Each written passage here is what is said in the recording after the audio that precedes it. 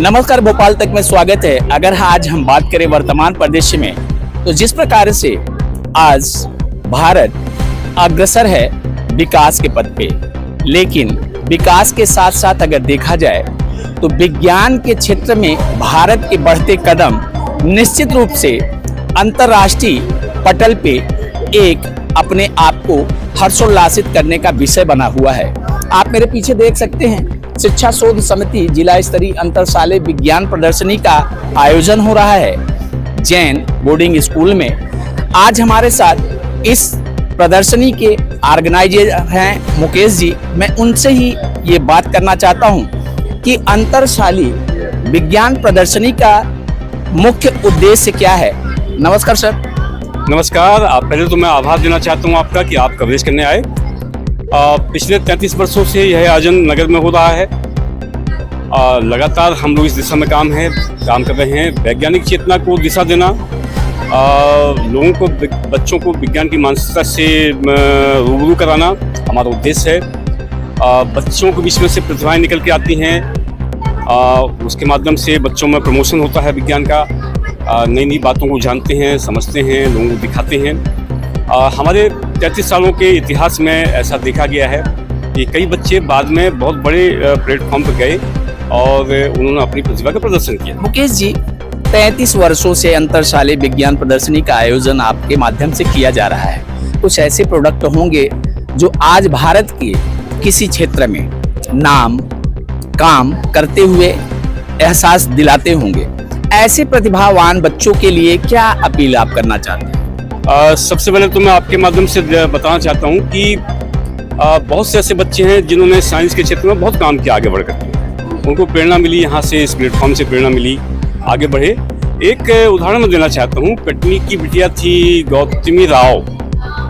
आज से लगभग 28 साल पहले प्रदर्शनी में उन्होंने रखा था किडनी का मॉडल, और उसका अदम्य साहस था कि वो ओरिजिनल किडनी लेकर आई थी। तो उसके मन में विज्ञान के प्रति चेतना आई और उस चेतना का बढ़ावा मिला, आगे बढ़ी।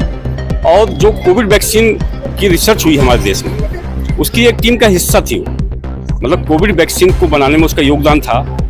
और मुंबई में जब उसने एक बड़े सेमिनार में बात करी तो उसने उल्लेख किया शिक्षा शोध समिति कि मैंने वहाँ से प्रेरणा पाई। मुकेश जी, अगर इस अंतर्राज्यीय प्रदर्शनी की बात अगर हम करें तो सुखद पहल जो एक ऑर्गेनाइजर के लिए मिलता है, वो सुखद पहल मिल रहा है। बिल्कुल मिल रहा है। देखिए, हमारा स्वयंसेवी संस्थान है। हम लोग जो भी करते हैं अपने स्तर पे करते हैं। कोई शासन प्रशासन का सहयोग नहीं लेते हैं, दूसरों से सहयोग नहीं लेते हैं। चूँकि हम चाहते हैं कि बच्चों के चेहरे पर प्रसन्नता आए। मुकेश जी, आपने एक बात बोला कि हम शासन प्रशासन से किसी भी प्रकार की मदद नहीं लेते। ये प्लेटफॉर्म ऐसा है, देश के भविष्य को गढ़ने का प्लेटफॉर्म है।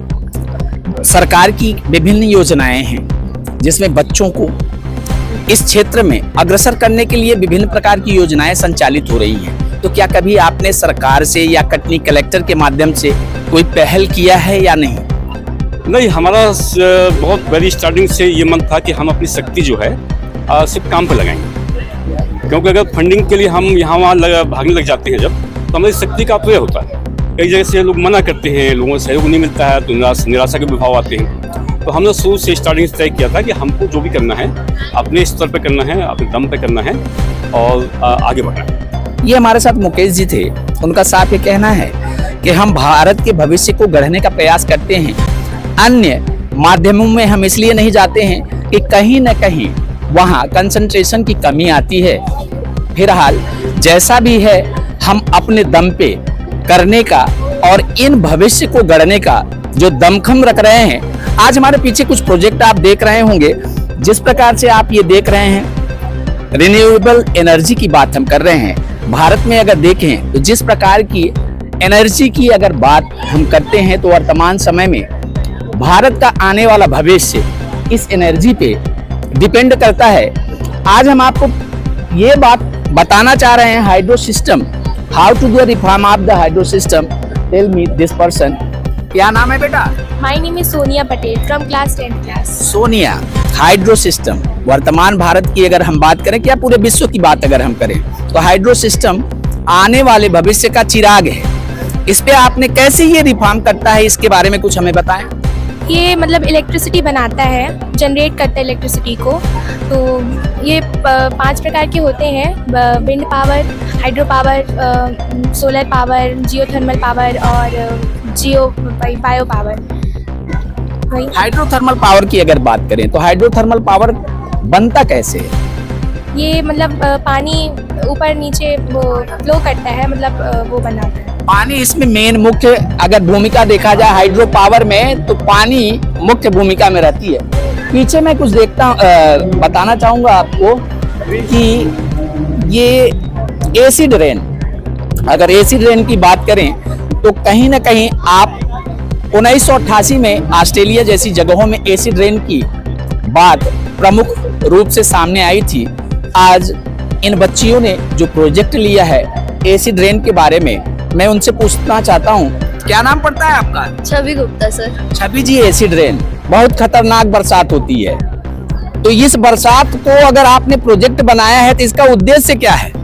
सर हम ये शो करना चाहते हैं कि जो हम पॉल्यूशन फैला रहे हैं उससे जो होने वाले कॉजेज हमको एक रेन के फॉर्म में हो रहे हैं, वो नेचर के कारण हो रहे हैं। कि अपनी जो मिस्टेक्स हैं वो अपन रियलाइज करें और उनको सही करें।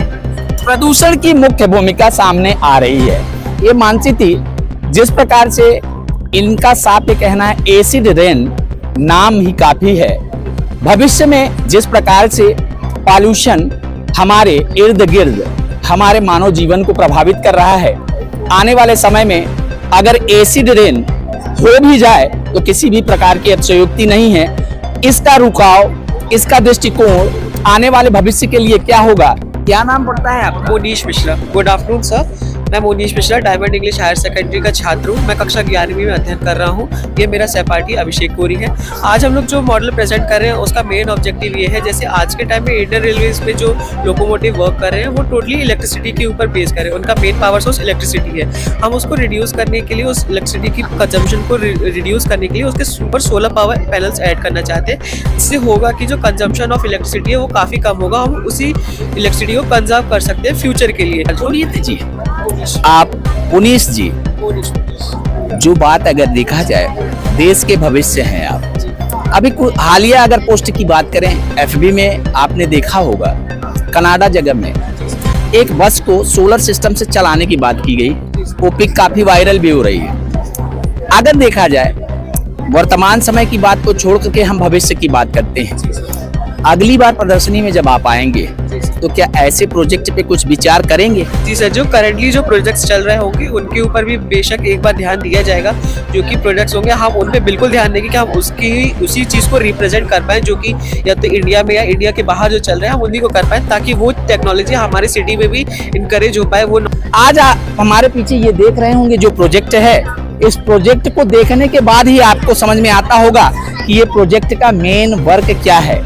भारत के और खासकर विकसित भारत की जो तस्वीर देखने को मिल रही है ये आपके सामने है। अगर चंद्रयान की बात अगर हम करें तो चंद्रयान के माध्यम से जिस प्रकार से पूरे विश्व के पटल में भारत का वर्चस्व परचम फहराया था, इसको ऑपरेट करके दिखाइए बेटा जरा। ये आप देख रहे हैं। अगर हम अप की बात करते हैं तो चंद्रयान उड़ गया। नीचे करिए बेटा। ये जो मूवमेंट है ये भारत की वास्तविक स्थिति को दर्शा रहा है। इन बच्चों को जिस प्रकार से जिज्ञासा की प्रवृत्ति को जागृत करने का प्रयास टीचर ने किया है, मैं उनसे बात करता हूँ। नमस्कार मैम। जी नमस्ते सर। ये जिज्ञासा कहाँ से आ गई? सर मैं इनको सैटेलाइट का चैप्टर पढ़ा रही थी। उस टाइम पे मैंने बच्चों को गाइड किया कि आप लोगों को चंद्रयान बनाना चाहिए। तो सैटेलाइट की अगर हम बात करते हैं तो बहुत बृहद स्कोप है। विभिन्न प्रकार के कई से अभी एक सैटेलाइट अभी और लॉन्च हुआ। तो सैटेलाइट की भूमिका में अगर देखें तो भारत तो इस समय नंबर 1 पे चल रहा है। आगे भविष्य में आने वाले पिछले वर्ष की बात अगर करें तो कुछ अन्य तस्वीरें रही होंगी, आज चंद्रयान की हैं। अगर भविष्य की बात करें तो अगला प्रोजेक्ट कैसा रहेगा? सर हम सोचेंगे कि इससे अच्छा और रहे। जो भी मतलब कि आगे जो सर्च की जा रही हैं तो हम कोशिश करेंगे कि उसी आधारित पर हम मॉडल बच्चों से तैयार करें। हमारे साथ सृष्टि है। मैं सृष्टि की बात करता हूँ। सृष्टि ने ब्रेन बनाया है। ब्रेन का मतलब आज हम जो सामने आपके बोल रहे हैं, कहीं ना कहीं से ये कनेक्टिविटी इस ब्रेन की देन है। और आज इस ब्रेन की बात अगर करते हैं तो ब्रेन में वस्तुतः 3 भाग होते हैं, उनके विभिन्न प्रकार के क्रियाशील होते हैं। मैं उन 3 भागों के बारे में सृष्टि से ही पूछना चाहता हूं कि सृष्टि जी, ब्रेन में कितने भाग होते हैं? ब्रेन में 3 भाग होते हैं। मेन ब्रेन का कार्य क्या होता है? ब्रेन का मेन कार्य उसको सोचने समझने की शक्ति होती है। अगर हम प्रथम को छोड़ देते हैं, जी द्वितीय को छोड़ देते हैं, जी मान लीजिए ब्रेन के 3 भाग हुए, एक डेड हो गया, दूसरा जो प्रमुख है वो क्या कार्य करता है? दूसरा प्रमुख हमारा मध्य मस्तिष्क होगा, जो हमारे हाथ पैरों को मूवमेंट कराने में हमारी सहायता करता है। हमारा शरीर चलायमान रहेगा। ये सृष्टि थी ब्रेन के बारे में, ये बताया कि अगर हम 3 भाग में ब्रेन को बांटते हैं, पहला ब्रेन अगर डेड हो जाता है और तीसरे नंबर का ब्रेन अगर डेड हो जाता है तो निश्चित रूप से मानव का जो मूवमेंट होता है दूसरे ब्रेन के ऊपर डिपेंड होता है। देखते रहिए भोपाल तक। मैं राकेश तिवारी। जय हिंद, जय भारत।